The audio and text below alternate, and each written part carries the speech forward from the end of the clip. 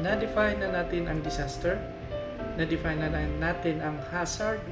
Now, what we want you to know now is disaster risk reduction and management. In the previous video, we said hazard is something that causes a disaster. Now, how are we supposed to stop this hazard? It is now through disaster risk reduction and management. But wait, before learning about DRRM, we need to know first what is disaster risk.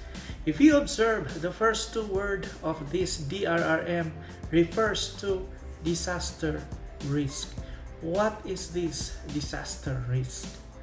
Again, in Republic Act 10121, this is defined as the probability. Ito po ang magsasabi kung ano ang chance na madi-disaster kayo. So we have to learn first disaster risk, and disaster risk is all about a mathematical equation which equates to the hazard, the exposure, the capacity, and the vulnerability. The chance that a community will experience a disaster is defined by the vulnerability of that community alone, its capacity, and its exposure to hazards, which also includes kung gaano kaliit o kalaki yung hazard.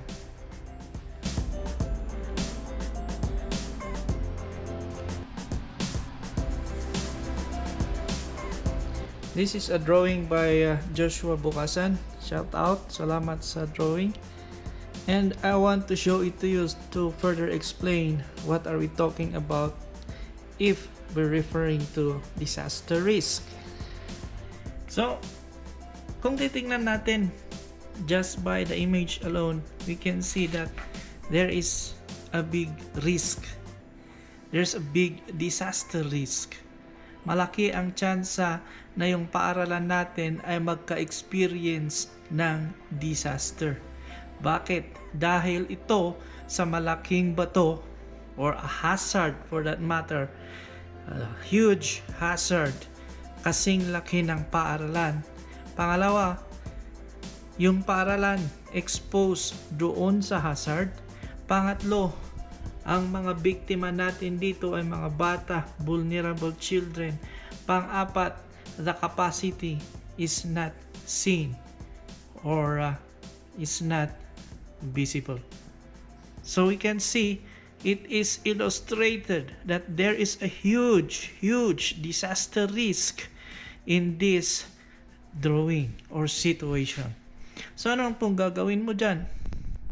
So ang pwede natin gawin is to implement the programs, project, activities, or solutions stipulated by Republic Act 10121, or again, the Republic Act on Disaster Risk Reduction and Management of the Philippines.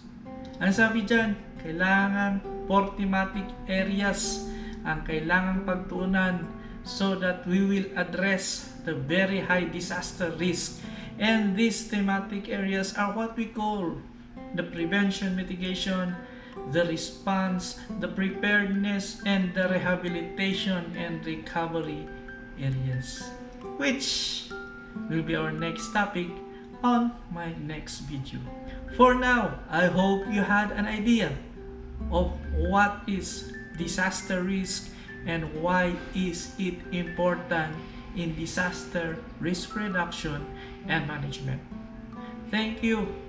If you're new here, please subscribe for the next videos to be uploaded very soon.